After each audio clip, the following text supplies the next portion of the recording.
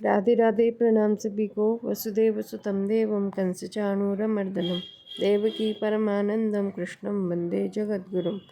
श्री कृष्णं वंदे जगद्गुरुं। कल के वीडियो में श्लोक संख्या 27 तक की चर्चा हो गई थी। अब आगे 28वें श्लोक से।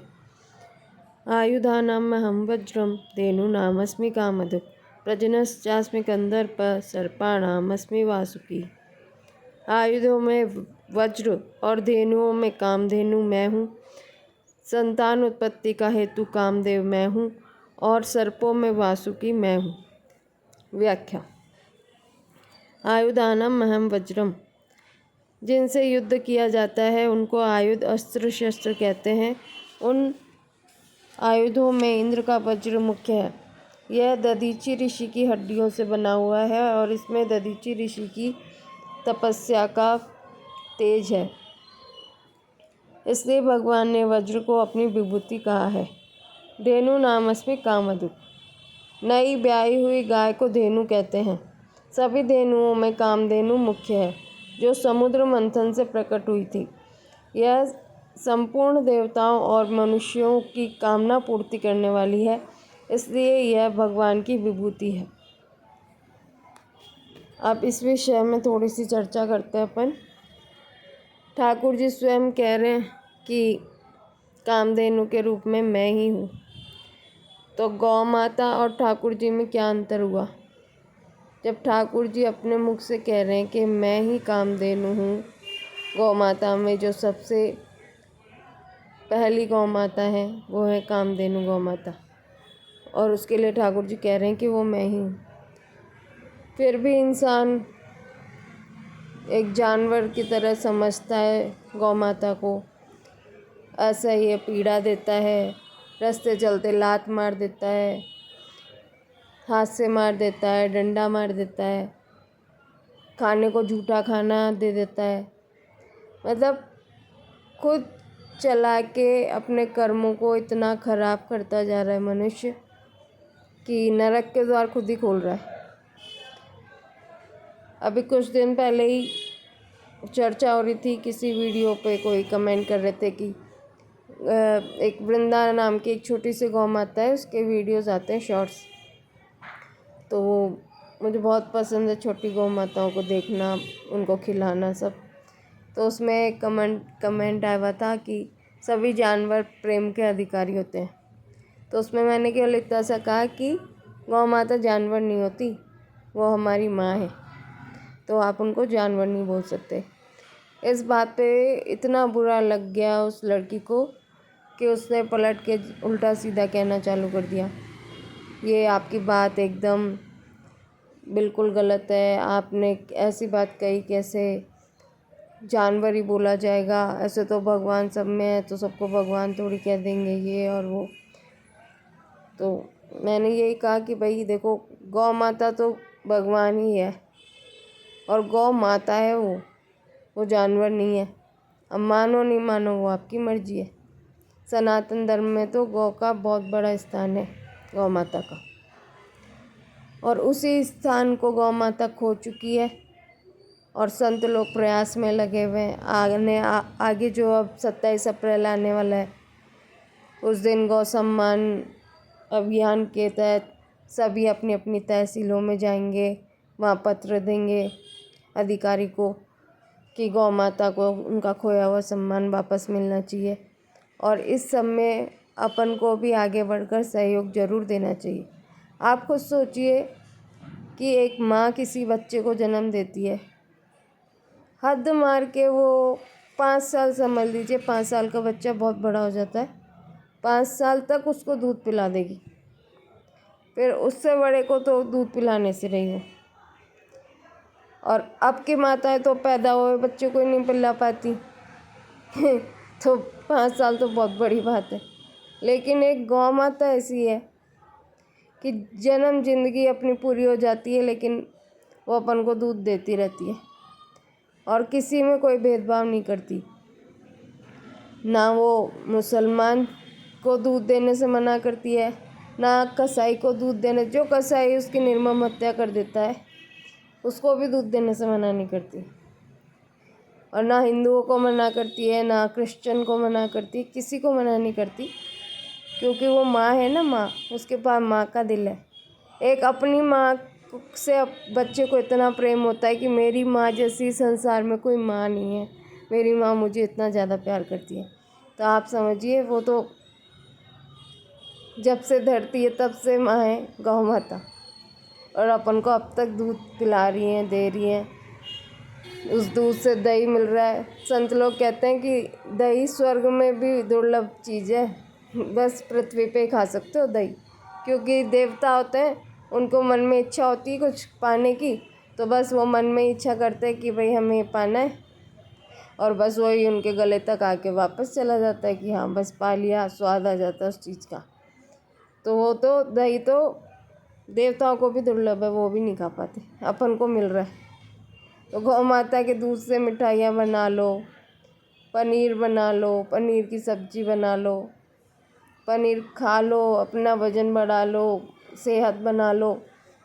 कितना गौ माता का उपकार है। बिलोना घी देसी गाय का।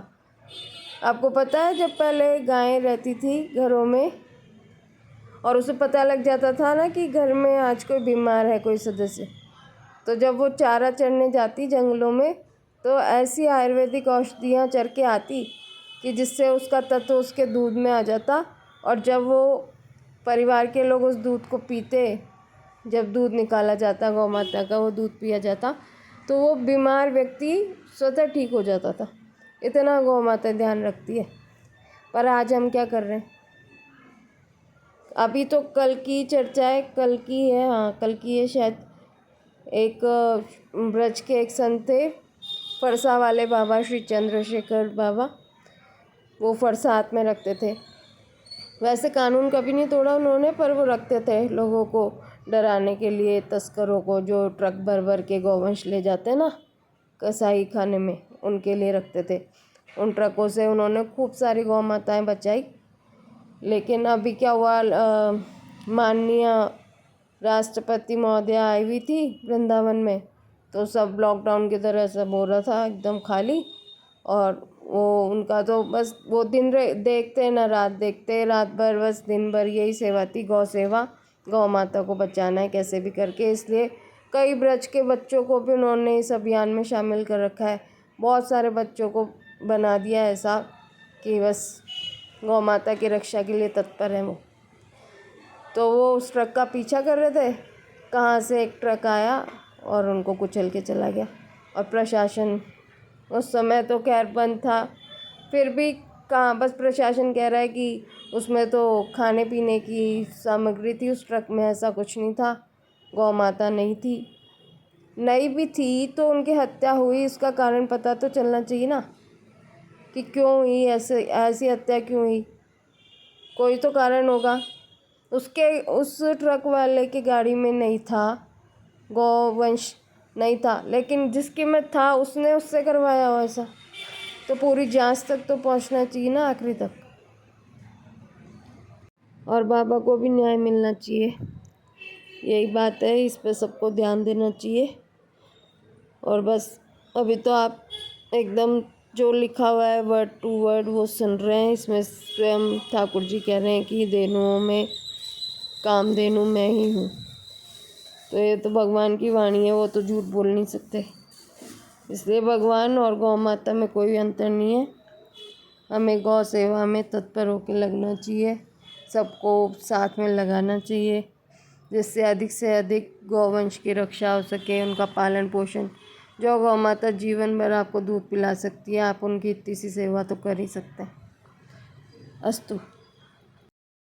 प्रजनश्चास्मि कंदर्प। संसार मात्र की उत्पत्ति काम से ही होती है। धर्म के अनुकूल केवल संतान की उत्पत्ति के लिए सुख बुद्धि का त्याग करके जिस काम का उपयोग किया जाता है वह काम भगवान की विभूति है। 7वें अध्याय के 11वें श्लोक में भी भगवान ने काम को अपनी विभूति बताया है। धर्माविरुद्धो भूतेषु कामोऽस्मि भरतर्षभ। अर्थात सब प्राणियों में धर्म के अनुकूल काम मैं हूँ। सर्पाणामस्मि वासुकी। वासुकी संपूर्ण सर्पों के अधिपति और भगवान के भक्त हैं। समुद्र मंथन के समय इन्हीं की मंथन डोरी बनाई गई थी। इसलिए भगवान ने इनको अपनी विभूति बताया है। इन विभूतियों में जो विलक्षणता दिखाई देती है वह प्रतिक्षण परिवर्तनशील संसार की हो ही कैसे सकती है, वह तो परमात्मा की ही है। अनंतश्चास्मि नागानां वरुणो यादसामहं पितॄणां मर्यमा चास्मि यमः संयमतामहम्। नागों में अनंत शेषनाग और जल जंतुओं का अधिपति वरुण मैं हूँ। पितरों में अर्यमा और शासन करने वालों में यमराज मैं हूँ। व्याख्या। अनंतश्चास्मि नागानां, शेषनाग संपूर्ण नागों के राजा हैं। इनके 1000 फन हैं। ये क्षीर सागर में सदा भगवान के शैया बनकर भगवान को सुख पहुँचाते रहते हैं। ये अनेक बार भगवान के साथ अवतार लेकर उनकी लीला में शामिल हुए हैं, इसलिए भगवान ने इनको अपनी विभूति बताया है। वरुणो यादसामहम्, वरुण संपूर्ण जल जंतुओं के तथा जल देवताओं के अधिपति हैं और भगवान के भक्त हैं, इसलिए भगवान ने इनको अपनी विभूति बताया है।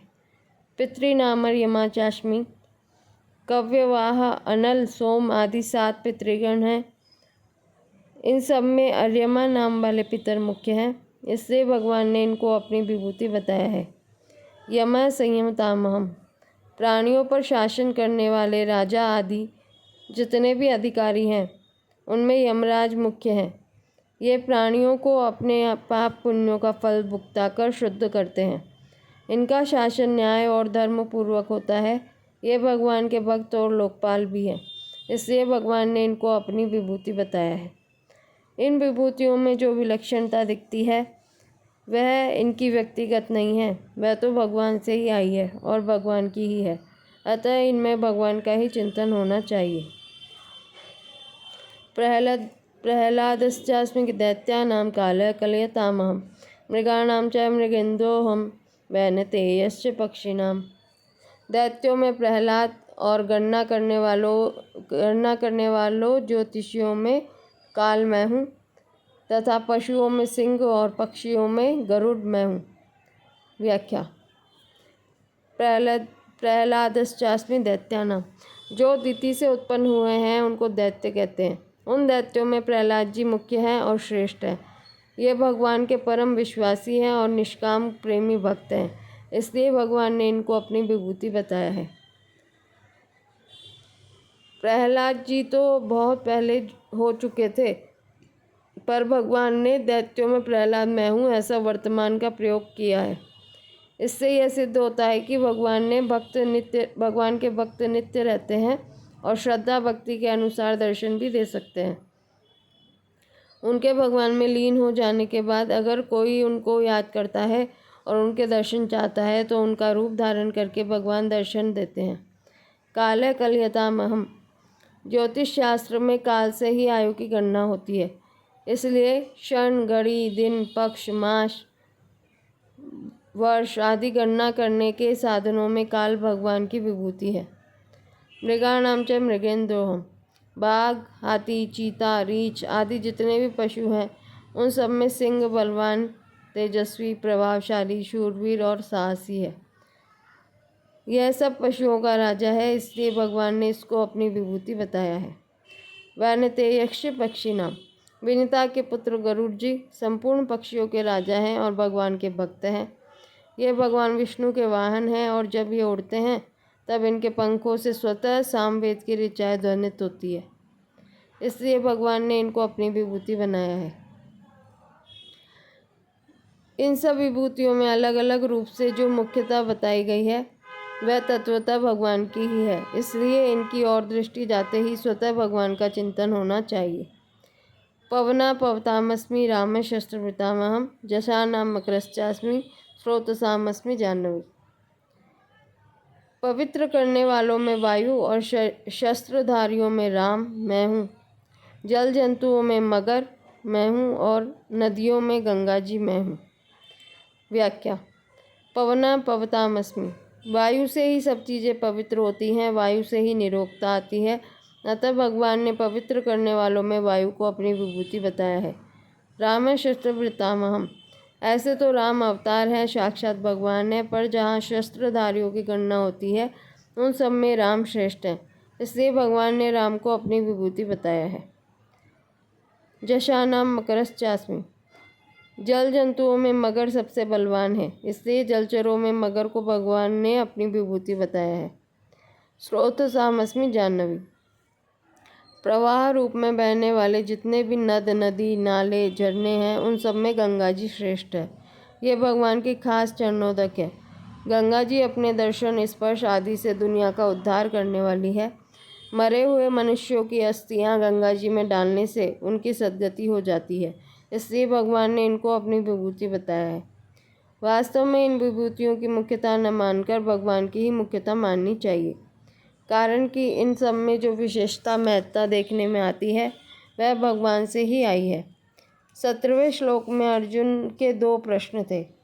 पहला, भगवान को जानने का, मैं आपको कैसे जानूं, और दूसरा, जानने के उपाय, किन किन भावों से मैं आपका चिंतन करूं। इन दोनों में उपाय तो है, विभूतियों में भगवान का चिंतन करना, और उस चिंतन का फल होगा सब विभूतियों के मूल में भगवान को तत्व से जानना। जैसे शस्त्रधारियों में श्री राम और वृष्णियों में वासुदेव को भगवान ने अपनी विभूति बताया है। यह तो उस समुदाय में विभूति रूप से श्री राम का और वासुदेव का चिंतन करने के लिए बताया, और उनके चिंतन का फल होगा श्री राम को और वासुदेव को तत्व से भगवान जाना। यह चिंतन करना और भगवान को तत्व से जानना सभी विभूतियों के विषय में समझना चाहिए। संसार में जहाँ कहीं भी जो कुछ विशेषता, विलक्षणता, सुंदरता दिखती है, उसको वस्तु व्यक्ति की मानने से फसावट होती है, अर्थात मनुष्य उस विशेषता आदि को संसार की मानकर उसमें फंस जाता है। इसलिए भगवान ने यहाँ मनुष्य मात्र के लिए यह बताया है कि तुम लोग उस विशेषता, सुंदरता आदि को वस्तु व्यक्ति की मत मानो, प्रत्युत मेरी और मेरे से ही आई हुई मानो। ऐसा मानकर मेरा चिंतन करोगे तो तुम्हारा संसार का चिंतन तो छूट जाएगा और उस जगह मैं आ जाऊंगा। इसका परिणाम यह होगा कि तुम लोग मेरे को तत्व से जान जाओगे। मेरे को तत्व से जानने पर मेरे में तुम्हारी दृढ़ भक्ति हो जाएगी। गीता के इसी अध्याय का 7वां श्लोक। अब इससे आगे के श्लोकों की चर्चा कल करेंगे। राधे राधे।